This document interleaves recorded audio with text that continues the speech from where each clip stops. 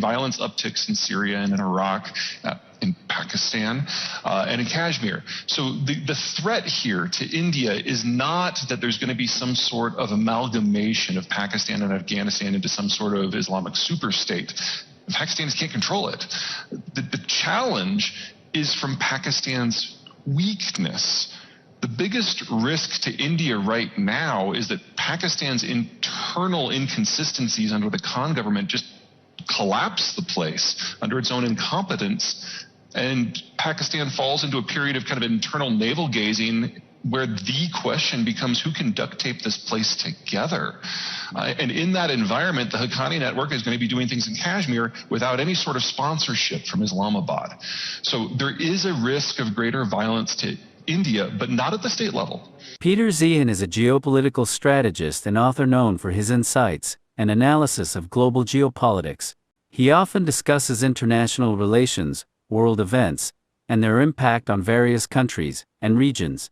Zeihan's work focuses on how geography, demographics, and other factors shape the world's political and economic landscape. He has written books and given presentations that offer unique perspectives on the future of global politics and the role of different nations.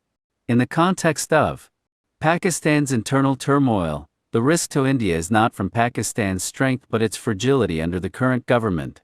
Meanwhile, China's economic model is struggling, leading Chairman Xi to promote nationalism and a cult of personality to maintain control. However, this centralized decision-making in China is resulting in policy mismatches and potentially catastrophic mistakes. A weak China may not pose a direct security threat to India, but it does present an economic risk due to India's reliance on Chinese manufacturing. The United States is re-evaluating its alliances, with India emerging as a potential key partner building on the framework of the Quad, which provides a forum for discussions and collaboration among like-minded nations. Thanks for watching this video. Please let us know your thoughts in the comment section below. Also ensure you hit the like button, subscribe to the channel, and check out our other videos. Thanks for watching. And as long as Pakistan can hold on by the fingernails, the nuclear question is held at bay, at least for now. The key thing to remember about the Chinese system in general is it's not like India, it's not like the United States, it's not like Britain, it's not like Australia. It's centrally planned. It's a fascist economic model. And so it takes a number of people, several dozen, probably several thousand actually, who are working in concert to a single goal to micromanage every aspect of the system. But for reasons financial and demographic and trade and populace, the economic model that the Chinese have been following has been failing for some time, and it's really on its last legs now. So Chairman Xi has come to the conclusion that the Chinese government can no longer guarantee economic growth, because if the Americans shut off the export markets, that goes away. If they have problems getting energy, everything goes away. So he's trying to convince the average Chinese citizen that it's not just about the economics, that it's about politics, that it's about nationalism. And so he's established a cult of personality so he can completely control that silo. That means that he has executed, imprisoned, intimidated into silence, or exiled everyone in the country who is capable of independent thought. And if anyone shows a degree of management competence that is perceived by the average Chinese citizen as to be equal or better than the Communist Party, that's a threat. That's why he's been going after the big companies. But it also means that he's shot the messenger, in some cases literally, so many times that he can't even get an accurate read of what's going on in his own country. And that's why we're getting these policy mismatches. That's why we had the electricity failures. That's why they're power rationing. That's probably where this guidance for stockpiling food has come from. That's certainly where the big nationalist decisions on Southwest Tibet or wolf warrior diplomacy or Hong Kong or Taiwan are coming from. And in this sort of environment, you can guarantee that when the guy at the top is making decisions all by himself with limited input, and no one is willing to tell the boss when, he might be wrong, he's going to make mistakes. He's going to make catastrophic, system-shattering mistakes. And so from our last talk, we talked about how the Chinese are facing a demographic collapse and an economic close down and an export collapse. We can now add incompetent leadership to the very top of that list.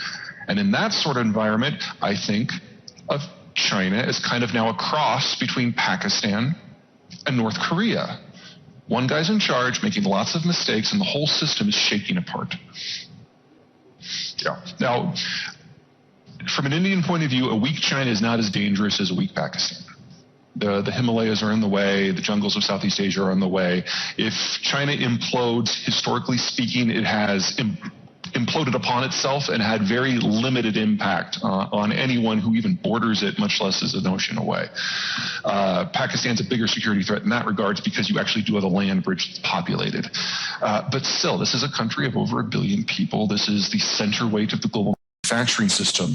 The danger to India is not a security one, it's an economic one, because India, like many countries around the world, has not yet taken the steps necessary to become a major manufacturing power in its own right.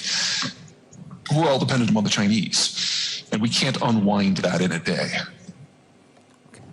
Well, let's deal with India last, because we need to put it all in context. So number one, the French. The French are not an Indian Ocean, Pacific Ocean power. There was no way that in anything other than an American guaranteed global peace that the French could supply equipment over the long term to Australia. The French are not nearly as surprised that this deal fell through. They were more surprised when it happened in the first place. And so they were disappointed and offended, but they weren't really shocked.